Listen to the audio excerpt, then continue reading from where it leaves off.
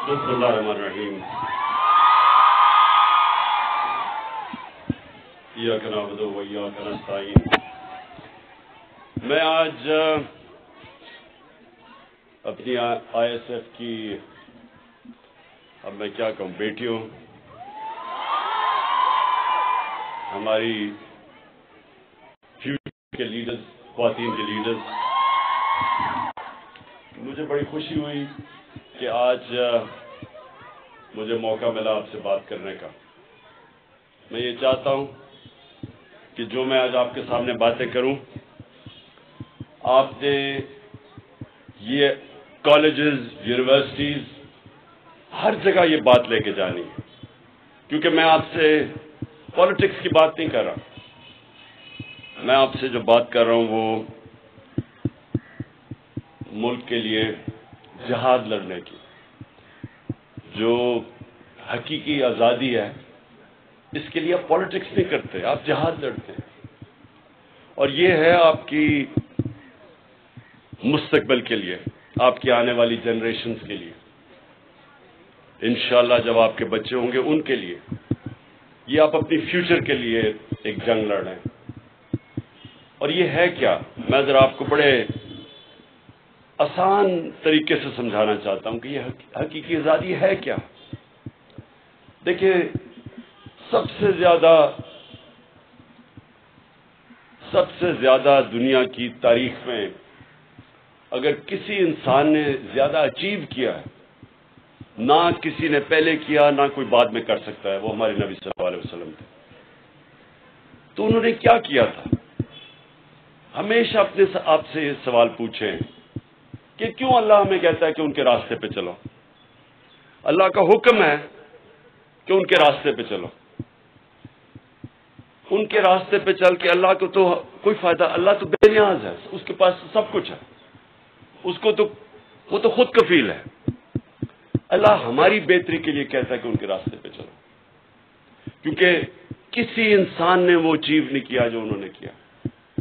ہم یونیورسٹیز میں جب ہم پڑھتے تھے تو ہمیں بھی رول ماڈلز، ہمارے رول ماڈلز جن کی ہم کتابیں پڑھتے تھے، ان کی لائف ہسٹری پڑھتے تھے، ان کی بایوگرافیز پڑھتے تھے. وہ کیوں پڑھتے تھے؟ کیونکہ وہ انہوں نے زندگی میں کوئی اچیو کیا ہوا تھا. میں جب کرکٹ کھیلتا تھا تو میں کرکٹ میں بھی میرے رول ماڈلز ہوتے تھے، ان کے اوپر پڑھتا تھا کہ کیسے انہوں نے کیا کیا. لیکن جس انسان نے انسانی تاریخ میں وہ اچیو کیا جو کسی نے کیا ہی نہیں ہے، ایک ہے کتاب دا 100 گریٹسٹ مین، اس میں نمبر 1 جو وہ کسی مسلمان نے نہیں لکھی کتاب، جو نمبر 1 ہے وہ ہے ہماری نبی صلی اللہ علیہ وسلم ان ٹرمز آف گریٹنس.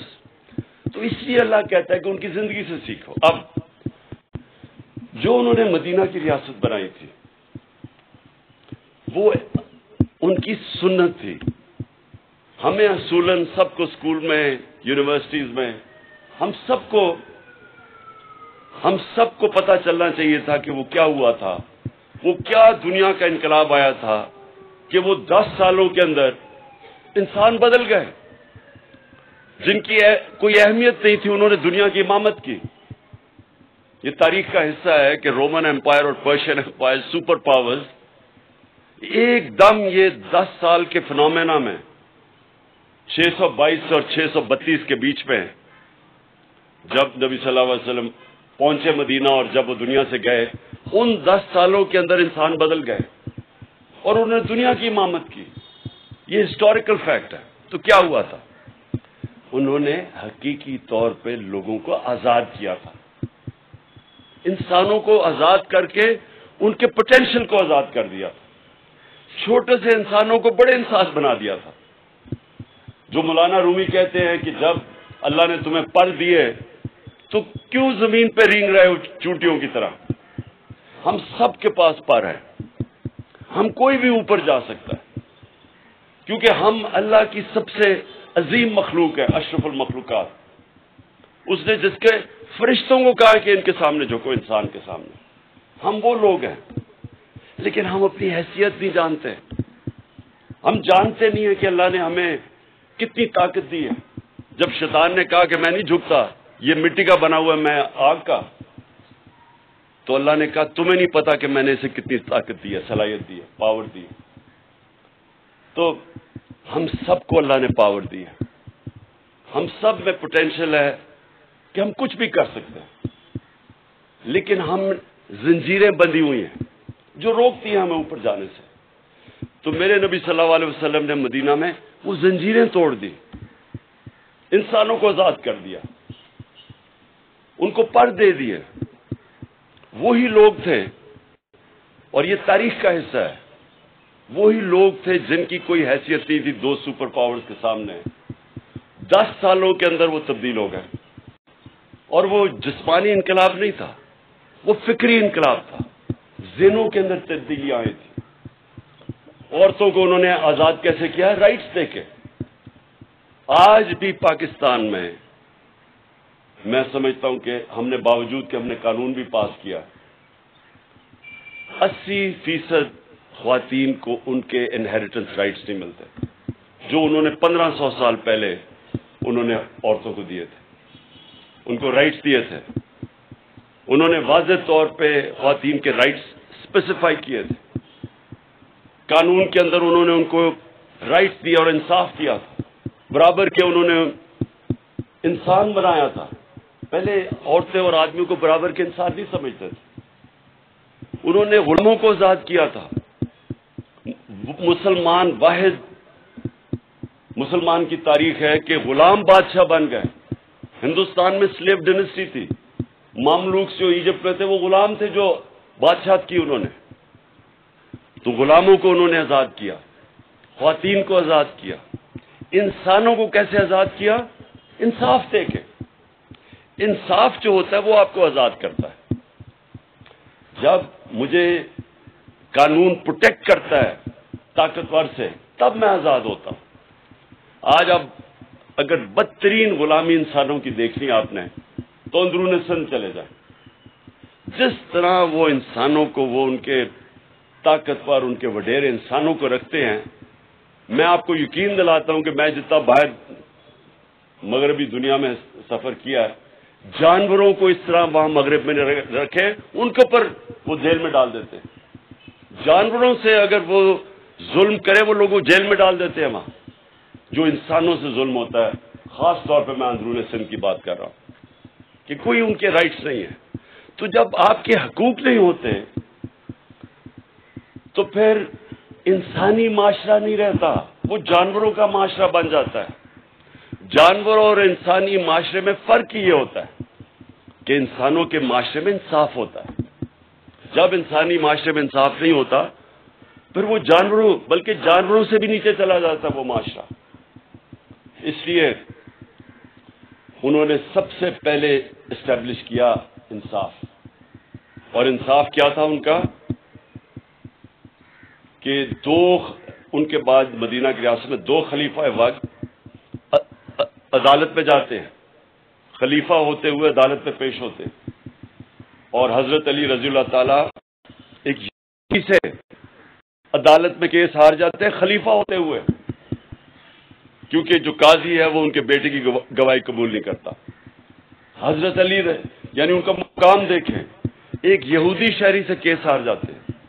آپ سوچیں کہ وہاں انصاف کا کیا لیول ہوگا, کیا سٹینڈرڈز ہوں گے.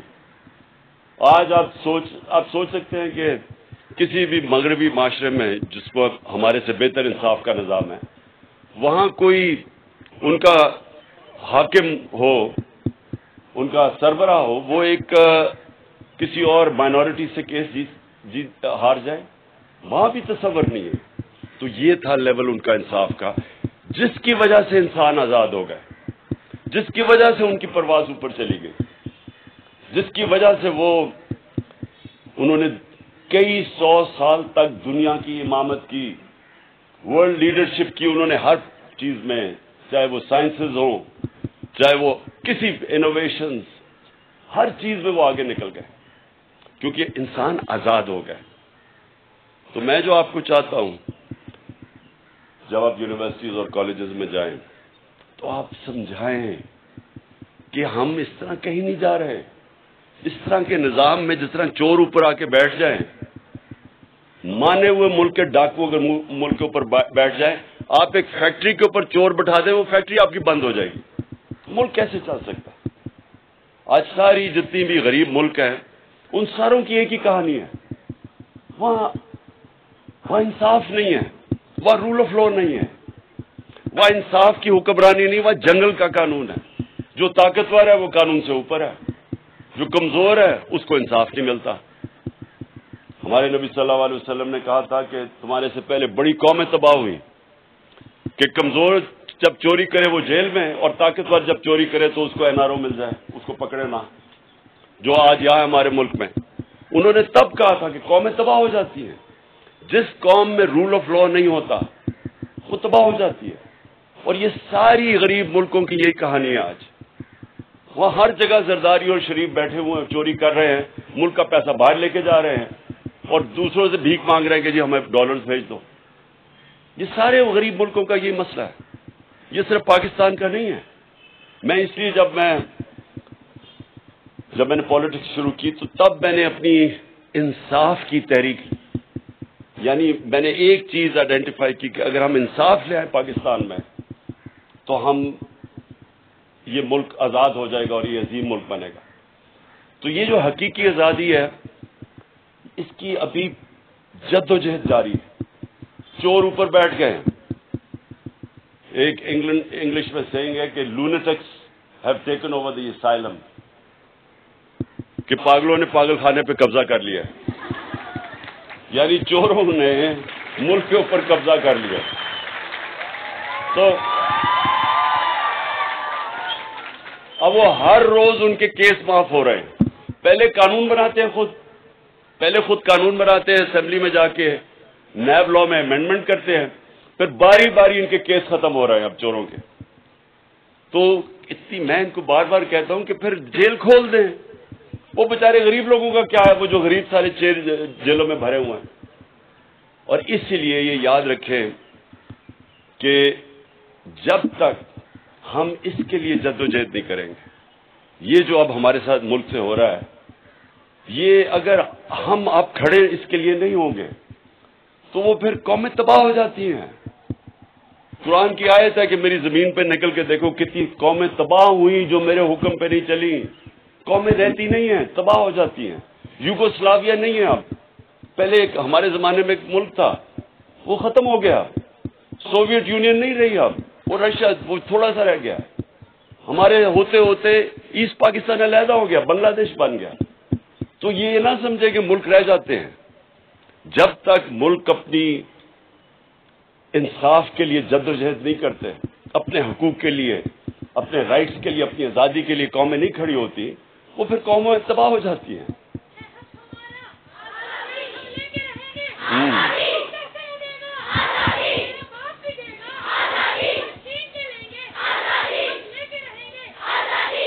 جی،